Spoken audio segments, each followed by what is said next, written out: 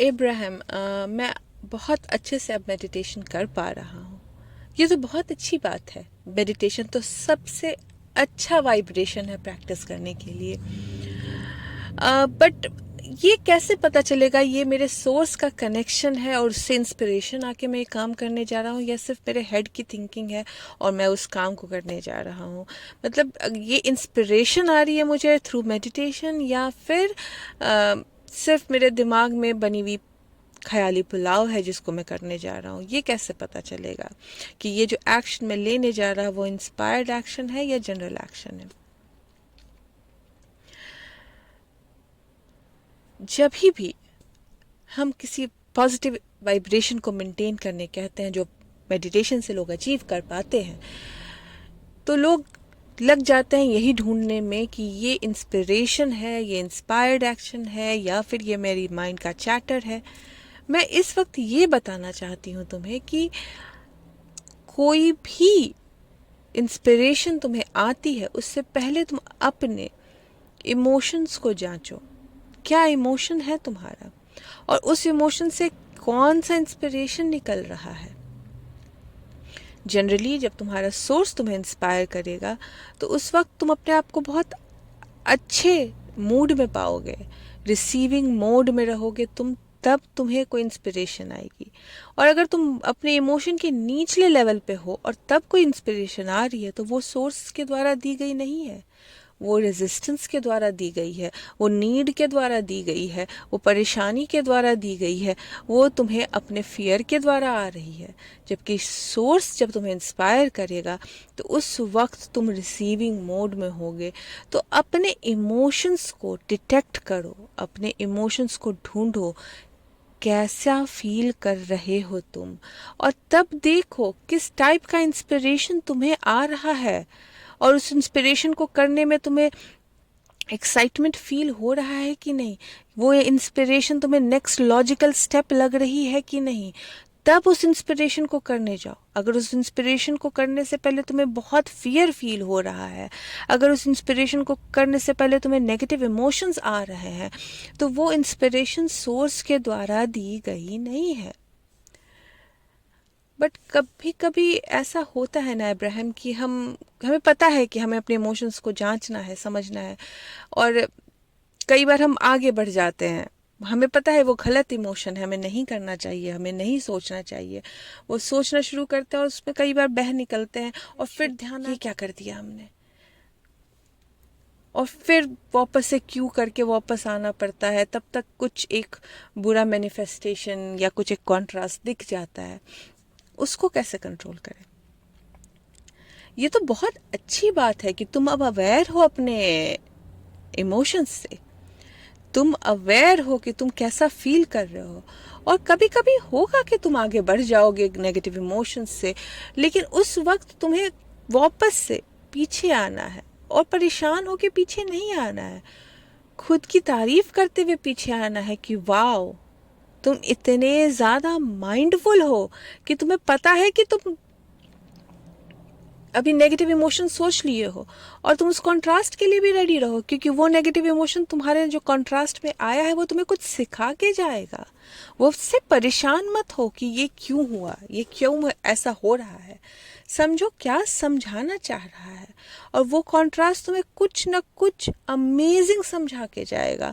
और हम तो बोलते हैं कि इंसान को इतना ज़्यादा माइंडफुल रहना चाहिए अपने इमोशंस के लिए कि बर्दाश्त करूंगा ही नहीं। होता क्या, हम बहुत पुटअप करते हैं, हम पुटअप करते हैं नेगेटिव इमोशन से, हम पुटअप करते हैं जो रेजिस्टेंस थॉट है उसको हम बर्दाश्त करते हैं, क्योंकि हमें आदत हो गई है बर्दाश्त करने की अपनी ज़िंदगी में। हमें बचपन से कंडीशनिंग की गई है बर्दाश्त कराने की। बट अगर हम एक चीज़ बर्दाश्त नहीं करने का प्रण ले अपनी जिंदगी में, तो हमारी ज़िंदगी बदलनी ही बदलनी है। हम आज से, अभी से ये प्रण लेते हैं कि जब भी हमें यह एहसास होगा कि हम नेगेटिव इमोशनल स्केल पे हैं, कंप्लेन मोड में हैं, हम दुखी मोड में हैं, हम परेशानी के मोड में हैं, हम सेल्फ पिटी के मोड में हैं, हम ब्लेम के मोड में हैं, हम दूसरों की शिकायत करने के मोड में हैं, हम इंटाइटलमेंट के मोड में हैं, तो उस वक्त खुद को रोकना है, उस वक्त उस सारे नेगेटिव इमोशंस को बर्दाश्त नहीं करना है, और उस वक्त उससे बेटर फीलिंग थॉट की तरफ मूव करना ही हमारा प्रण होना चाहिए। हमें जब भी इस चीज़ का एक्नॉलेजमेंट हो जाए कि हम गलत इमोशंस को हावी होने दे रहे हैं, उसी वक्त उसको रोक के हमें जो नेक्स्ट लॉजिकल स्टेप लग रहा है ताकि वो लेने से हमारा इमोशन बेटर हो जाएगा, वो लेके हम अपने इमोशंस को बेटर करें। तो अगर हम एक्चुअली ये डिसाइड कर ले कि हम पुटअप नहीं करेंगे नेगेटिव इमोशंस से, और नेगेटिव इमोशंस से पुटअप करने का मतलब ये नहीं है कि तुम नी जर्क रिएक्शन देना शुरू कर दो अपने सिचुएशन को, क्योंकि इंसान जो है अपने सिचुएशन को रिएक्शन देता है, जबकि होना तो ये चाहिए कि तुम्हें रिएक्टर नहीं, तुम्हें क्रिएटर बनना है। तो जो भी तुम्हारे पुराने नेगेटिव इमोशन चले आ रहे हैं, उसके कारण तुम्हारे लाइफ के कंडीशंस हैं, उन पे रिएक्शन देना बंद करो और फाइंड करो better feeling thought, better feeling thought, better feeling thought. क्योंकि जो कंडीशंस हैं वो तुम्हें हर बार नेगेटिव की तरफ खींचेंगे, बट अगर तुम कोशिश करके पॉजिटिव की तरफ ज़्यादा से ज़्यादा समय बिताना शुरू करोगे तो तुम देखोगे धीरे धीरे धीरे धीरे तुम ज़्यादा टाइम अलाइनमेंट में रहते हो। और जब तुम ज़्यादा टाइम खुशहाली, संतोष, जॉय, फन इनके मूड में रहोगे तो धीरे धीरे तुम्हारा लाइफ का एक्सपीरियंस चेंज होने लगता है, धीरे धीरे तुम्हारे कंडीशंस बदलने लगते हैं। और फिर ऐसा नहीं बोलती हूँ कॉन्ट्रास्ट बंद हो जाएगा, क्योंकि कॉन्ट्रास्ट हर वक्त रहता है जीवन के पेरिफेरल में, बट जब कॉन्ट्रास्ट आएगा तो तुम परेशान नहीं होगे, क्योंकि तुम तब रिएक्टर नहीं हो, तब तुम क्रिएटर हो।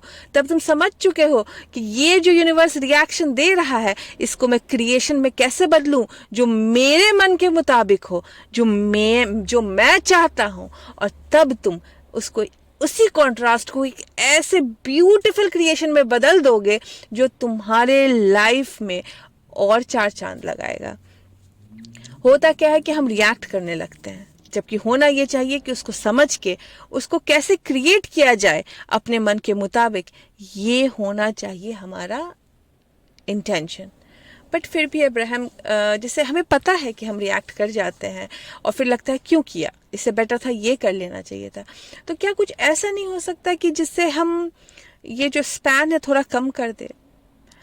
हो सकता है सुबह उठो, उठने से एक्चुअली सुबह उठने से पहले, रात को सोने से पहले इंटेंशन बना के सो कि नेक्स्ट दिन जो है तुम्हारा बहुत अच्छा बीतेगा। इंटेंशन बनाओ कि तुम अपना नेक्स्ट दिन कैसे बिताने वाले हो। सुबह उठो और तब इंटेंशन बनाओ कि तुम अपना दिन कैसे बिताने वाले हो। उठो, खाओ, मुंह धो, तैयार हो, 15 मिनट बैठो, मेडिटेशन करो। मेडिटेशन करने में इंटेंशन बना के मेडिटेशन करो कि तुम्हें अब अपने आने वाले दिन को कैसे बिताना है, और फिर बैठो शांति से, बिल्कुल थॉटलेस होके मेडिटेशन करो। मेडिटेशन के बाद 5 मिनट एक वर्ड को तुम सोचो, क्या रखना चाहते हो उस दिन का तुम थीम। फन, जैसे एस्टर को हमने बोला तुम क्या रखोगी थीम, तो एस्टर ने बोला कि मैं आज फन थीम रखूंगी, और उसको बस 5 मिनट फन सोचना था। एक वर्ड फन जब वो सोचना शुरू की तो डिफरेंट फनी आइडियाज उसके दिमाग में घूमने लगे, ये कर सकते हैं, ये कर सकते हैं, ये कर सकते हैं।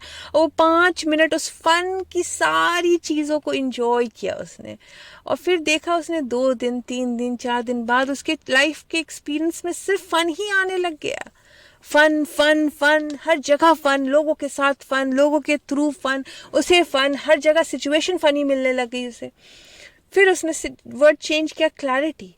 उसको क्लैरिटी चाहिए, तो वो जब बैठती थी 5 मिनट सोचने, तो कन्फ्यूजन पहले सोचती थी, फिर क्लैरिटी सोचती थी। कन्फ्यूजन चाबी कहाँ रखी है, मिल नहीं रहा है। क्लैरिटी कहाँ चाबी रखी है और मुझे हमेशा चाबी मिल जाती है। तो अपने थॉट प्रोसेस को चेंज की, वो 5 मिनट क्लैरिटी के ऊपर आई, क्योंकि क्लैरिटी में रहना इंसान को बहुत पसंद है। तो वो ये इस इमोशन को 5 मिनट तक जीती रही, क्लैरिटी क्लैरिटी क्लैरिटी। तो तुम भी यही कर सकते हो। तुम हर दिन अपने जीवन का एक थीम बनाओ कि हर दिन मेडिटेशन के 15 मिनट बाद में 5 मिनट उस थीम को लेके सोचूंगा जो दिन को मैं चाहता हूँ यही दिन रहे, ऐसे ही रहे, ऐसे ही चले।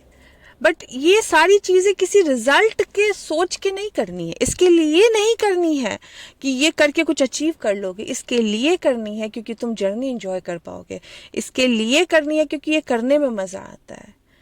एस्टर और जेरी की एक फ्रेंड है जो काफ़ी उनका बेटा एक बहुत मशहूर कारपेंटर है, बहुत अमेजिंग कारपेंट्री करता है, बट फिर भी उसका बिजनेस नहीं चलता था।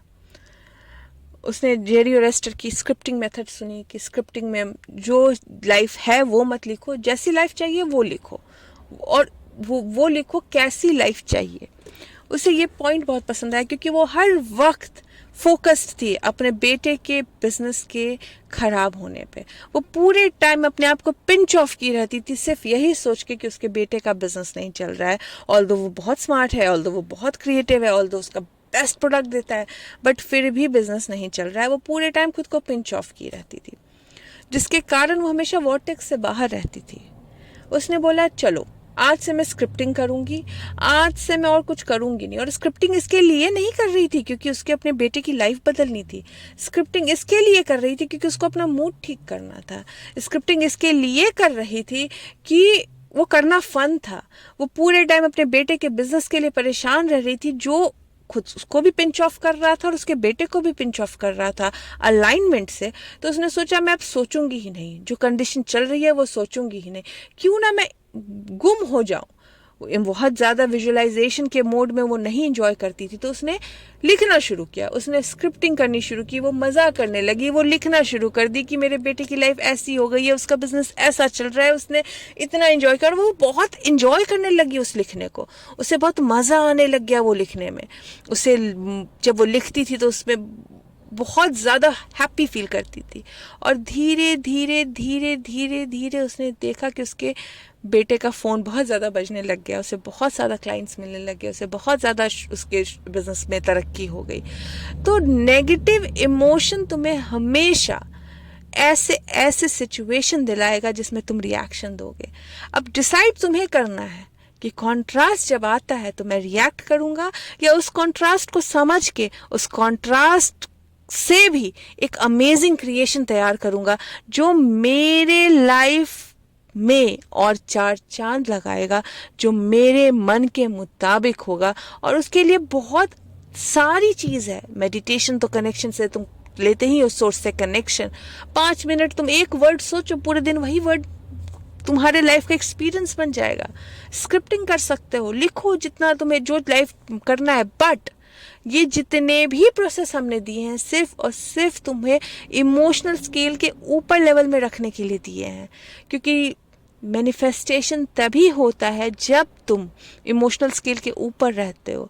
अगर तुम लिख रहे हो इस इंटेंशन से कि कुछ पा लोगे, कुछ हासिल कर लोगे, तो फिर तुम खुद को पिंच ऑफ करोगे। करो सिर्फ फन के लिए, करो ताकि तुम्हारा लाइफ एक्सपीरियंस अमेजिंग हो, करो ताकि जर्नी एंजॉय करना शुरू कर दो। मैं जाने से पहले ये बोलना चाहती हूँ कि एक बहुत अमेजिंग सी चीज़ है कि तुम अब अवेयर हो कि तुम कैसा फील करते हो, और तुम अवेयर हो कि जब तुम बुरा फील करते हो तो तुम अच्छा फील करना चाहते हो। तो ये बहुत छोटी सी चीज़ नहीं है। लोग तो बाय डिफ़ॉल्ट जी रहे हैं, तुम एटलीस्ट अवेयरनेस की तरफ आ रहे हो, ये एक बहुत बड़ी उपलब्धि है। इस चीज़ को अप्रिशिएट करो, और जब भी खुद को पिंच ऑफ पाओ तो कहो मैं अब इस पिंच ऑफ इमोशंस को बर्दाश्त नहीं करूँगा, और मेरा अब प्राइम इंटेंशन होगा बेटर फीलिंग थॉट की तरफ जाना, बेटर फीलिंग थॉट की तरफ जाना, बेटर फीलिंग थॉट की तरफ जाना। और देखो लाइफ कैसे धीरे धीरे एक अमेजिंग चीज़ में अनफोल्ड होती है तुम्हारी। देखो कितना मज़ा आएगा जब तुम नेक्स्ट कॉन्ट्रास्ट देखोगे और उसको समझने की कोशिश करोगे और उसको क्रिएट करोगे एक अमेजिंग लाइफ एक्सपीरियंस में। तो कभी भी जब पिंच ऑफ हो तो परेशान नहीं हो, बस ये प्रण लो कि मैं नेगेटिव इमोशन बर्दाश्त नहीं करूँगा, मैं रिएक्टर नहीं बनूंगा, मैं दूसरों को ब्लेम नहीं करूँगा, मैं हर चीज़ की रिस्पॉन्सिबिलिटी खुद पे लूँगा। एस्टर बहुत अच्छा गेम खेलती थी। एस्टर बोलती थी जब उसके कुछ मन लाइक होता था तो एस्टर बोलती थी आई डिड दैट, मैंने किया है ये। और जब उसके मन लाइक कुछ नहीं होता था तो वो बोलती थी आई डिड दैट टू, मैंने ये भी किया है। और वो खुश होती थी कि कम से कम वो क्रिएटर तो है।